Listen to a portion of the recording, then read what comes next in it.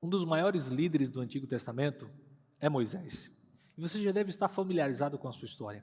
Quem sabe você já ouviu muitos sermões, ou desde a infância, se você cresceu dentro de uma instituição religiosa, você já deve ter ouvido muito as histórias contadas da vida deste homem. De fato, ele liderou o povo de forma fantástica. Ele conduziu o povo, além de tirá-lo pelo poder de Deus, é óbvio, da escravidão do Egito, conduzi-lo pelo deserto até a terra prometida por 40 anos. Este homem fez coisas extraordinárias. É tido pela própria religião judaica como um dos grandes profetas do Antigo Testamento. E nesta semana, ao falarmos sobre uma lição que fala sobre Deuteronômio, nesta semana, nós teremos aí um tempo especial para entender Moisés, a relação de Moisés no livro de Deuteronômio, afinal de contas foi ele que escreveu. Note, ele é o autor dos 5 primeiros livros da Bíblia, Gênesis, Levíticos, Números e Deuteronômio. E também vamos entender qual é a função deste personagem. E aqui estamos nessa semana, ou nesse trimestre, com o pastor Mateus. Pastor, eu já quero perguntar, eu já quero iniciar falando sobre, já que estamos falando sobre Moisés, o ministério de Moisés, qual a influência de Moisés para o povo de Israel? Moisés, ele é um grande personagem da história, não só da história de Israel, mas da história bíblica e posso até arriscar da história do mundo.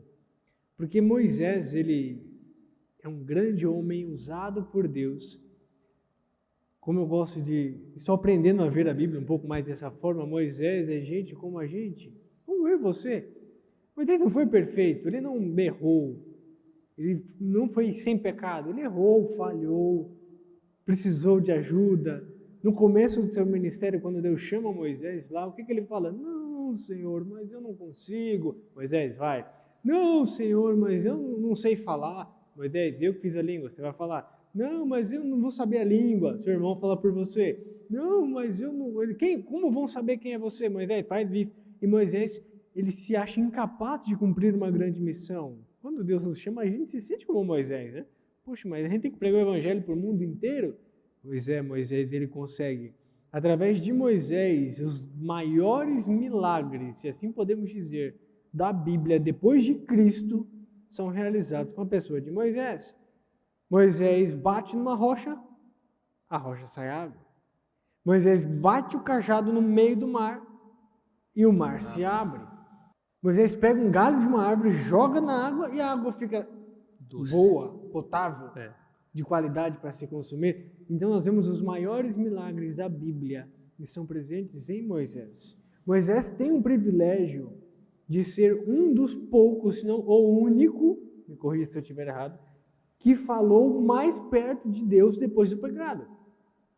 Não me recordo, assim, depois do pecado, alguém que esteve tão próximo, assim, mesmo Adão, Noé, Enoque, que tiveram aquele relacionamento, mas pós, assim, dilúvio, você não tem ninguém igual Moisés. E por tanto tempo, né? Exatamente. Moisés sobe, a intimidade dele com Deus era tão grande que ele chega a um ponto e fala, Senhor, eu quero te ver.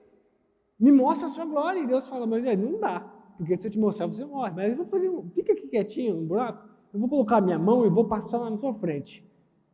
Depois eu tiro minha mão, você me vai ver de costas. Imagina que viu mais perto de Deus depois de Adão foi Moisés, que viu Deus de costas, porque os outros ouviam a voz, mas não chegaram a ver.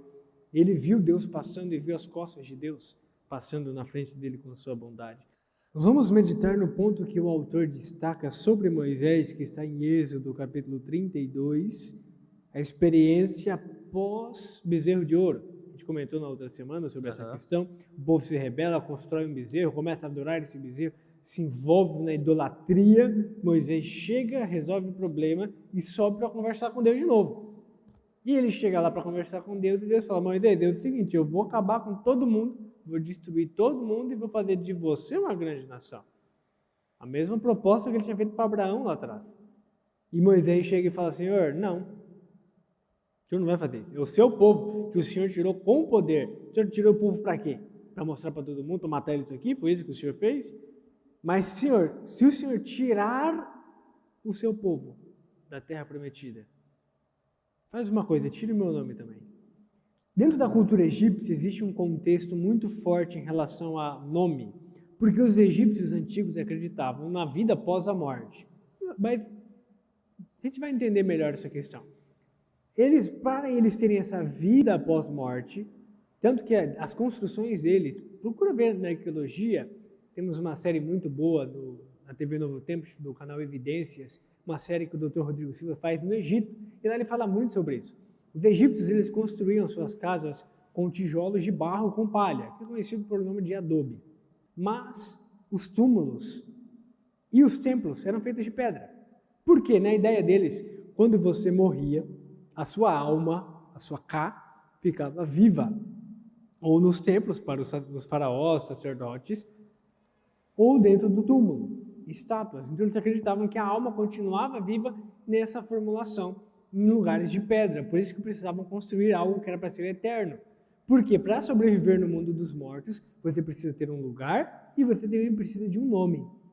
Se você olhar nos achados egípcios, muitos nomes foram destruídos.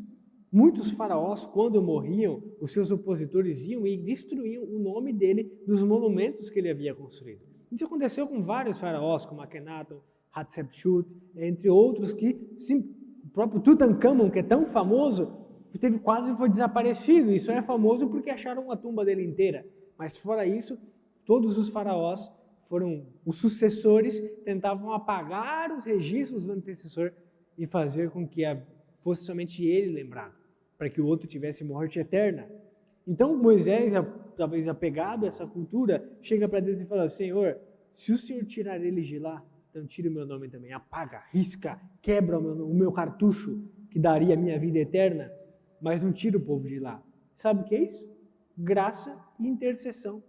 Moisés olha para um povo que não merece, de fato eles mereciam ser destruídos, Deus tinha acabado de dar a lei, mas o que ele faz? Ele fala: não, se for para tirar eles, me tira junto.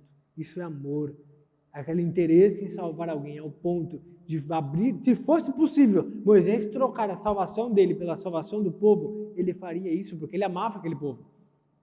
Ele amava o Deus daquele povo.